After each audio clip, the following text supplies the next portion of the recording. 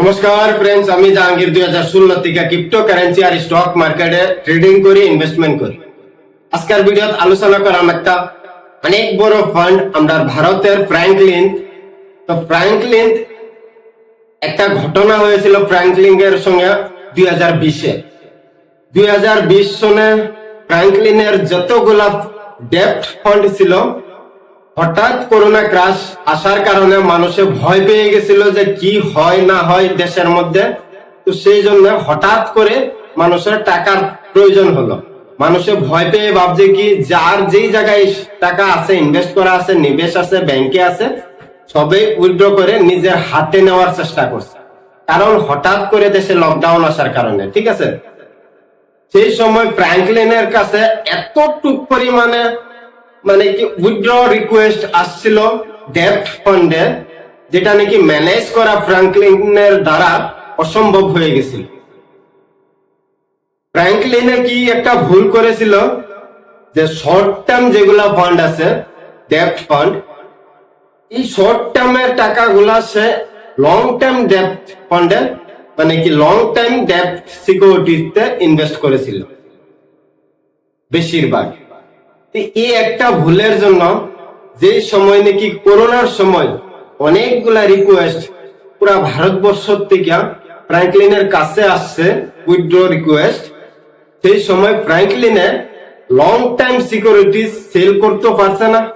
আর এই কারণে একটা প্রবলেমের সৃষ্টি হয়ে গেছে। যখন নাকি মানুষে মোবাইল থেকে, ল্যাপটপ থেকে উইথড্র রিকোয়েস্ট করছে নিজের ফান্ড, নিজের ইনভেস্ট করা টাকা, এর জন্য উইথড্র রিকোয়েস্ট করছে, কিন্তু ফ্র্যাঙ্কলিনে এরকম জায়গায় ইনভেস্ট করছে লং টাইম সিকিউরিটিতে, সেই জায়গা থেকে উইথড্র করাটা অসম্ভব হয়ে গেছে। আর এত পরিমাণে উইথড্র রিকোয়েস্ট আসছে যেটা নাকি ফ্র্যাঙ্কলিনের দ্বারা ম্যানেজ করা অসম্ভব হয়েছে। তো সেই সময় এগুলা পরিস্থিতির মাঝে ফ্র্যাঙ্কলিনে আরেকটা ভুল করছে যে তারা নিজের ভিতরে, অফিসের ভিতরে, কর্মীদের ভিতরে যেগুলা মানুষে নাকি ডেপ্ট ফান্ড ইনভেস্ট করছিল তাদের উইথড্র দিয়া দিছে পুরাটা, কিন্তু সাধারণ মানুষ যারা ইনভেস্টার তারার উইথড্র সব আটকে দিয়েছে। তারপর এই একটা প্রবলেমের কারণে সেবি আসার পরে সারাগুলা ডেপ্ট ফান্ড ফ্র্যাঙ্কলিনের কাছে থেকে দিয়ে দেওয়া হয়েছে স্টেট ব্যাংকের কাছে। তো স্টেট ব্যাংকে এই ফান্ড গুলার পুরা জিম্মা নেওয়া হয়। আজকের দিনও ফ্র্যাঙ্কলিনের সারা ডেপ্ট ফান্ড স্টেট ব্যাংকের কাছেই আছে। আর ইনভেস্টররা কোনো ধরনের লোকসান হয় নাই। একটা প্রবলেম হয়েছে, যারা সেই সময় পয়সার দরকার পড়ছিল তারা সেই সময়টার মাঝে পয়সা পায় নাই। পরবর্তী সময়ে সবকিছু নর্মাল হয়ে গেছে।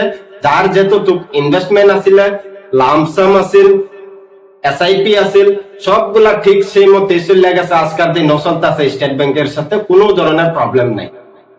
কিন্তু এই যে একটা প্রবলেমও ফ্র্যাঙ্কলিনে তার ইনভেস্টররা কষ্ট দিল, ইনভেস্টররা পয়সা সময় মতে দিতে পারছে না, এটা একটা বিরাট দুঃখজনক কথা। আর সেবি আশা করি ভবিষ্যতে এগুলার বিষয়ে আরো অ্যাডভান্স কিছু নিয়ম নীতি আনবো মার্কেটে। আর বর্তমানে সেবি অলরেডি কাম করতেছে এগুলা বিষয়ের উপরে।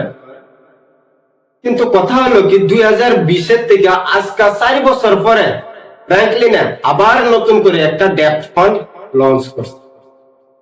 2020 যেতগুলা ফান্ড ছিল ফ্র্যাঙ্কলিনের কাছে ডেপ্ট ফান্ড, পুরা সবগুলা ফান্ড হ্যান্ড ওভার করে দেওয়া হয়েছে স্টেট ব্যাংকের কাছে সেবির দ্বারা।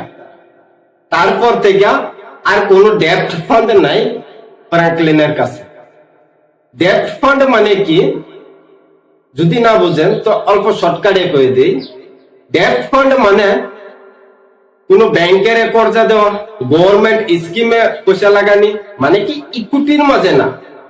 অন্যান্য মিউচুয়াল ফান্ড যেটি আছে আমরা Bharatvarsha, large cap, mid cap, small cap, multi cap যেগুলো আছে, এগুলা ইকুইটির মাঝে পয়সা ইনভেস্ট করে, মানে ডাইরেক্ট শেয়ারে ইনভেস্ট করে। আরেকদিকে ডেপ্ট ফান্ড মানে কোনো ব্যাংকের কর্জা দেওয়া, কোনো গভর্নমেন্ট স্কিম পয়সা দেওয়া, তো এগুলারে ডেপ্ট ফান্ড, ঠিক আছে। তো ফ্র্যাঙ্কলিনের কাছে 2020 পরে আজকের দিন ধরে কোনো ধরনের ডেপ্ট ফান্ড নাই।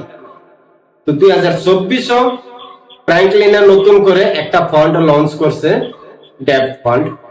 তো আপনারা সবাই এই ফান্ডে ইনভেস্ট করবেন না নাই কমেন্টও জানাইবেন, ঠিক আছে? যে কোনো ফান্ডের মাঝে ইনভেস্ট করলে আগে তার এবিলিটি দেখে নেবেন, ফান্ডার ক্ষমতা, ফান্ড হাউসের ক্ষমতা কতটুকু আছে, ফান্ড ম্যানেজার কে আছে, ম্যানেজারের হিস্টোরি কি, কত বছর আগে কোন ফান্ডে কাম করছিল, এগুলা দেখে তারপরে ইনভেস্ট করতে লাগে। তাইলে ফ্র্যাঙ্কলিন হোক বা এসবিআই হোক, এইচডিএফসি মিউচুয়াল ফান্ড হোক, আইসিআইসি মিউচুয়াল ফান্ড হোক, যে কোনো ফান্ডে ইনভেস্ট করতেছেন বা ফান্ড হাউসে ইনভেস্ট করতেছেন, তাহলে এগুলা বিষয়ে দেখা নেওয়াটা একদম অনিবার্য। না হলে ঠিক যেই সময় দরকার পড়বো সেই সময়ে এরকম অসুবিধা হইতে পারে। হয় একটা কথা কি, আপনার পয়সা কিনতেন ডুবতো না, এটা কথা ঠিক, কিন্তু অনেকগুলা প্রবলেম আসতে পারে। যেরকম নাকি ফ্র্যাঙ্কলিনে একটা প্রবলেম করেছে 2020-এ, ঠিক আছে? তো আশা করি যে কোনো ফান্ডে ইনভেস্ট করার আগে ফান্ডের কিছু ইতিহাস দেখে নেবেন। তো ভিডিওটা যদি পছন্দ হয়েছে, ভালো লাগছে, চ্যানেলটারে সাবস্ক্রাইব করবেন। ভবিষ্যতে এরকম স্টক মার্কেটের আরো নিত্য নতুন বিষয়ে জানতে চাইলে আমার ইউটিউব চ্যানেলটারে সাবস্ক্রাইব করবেন। ধন্যবাদ।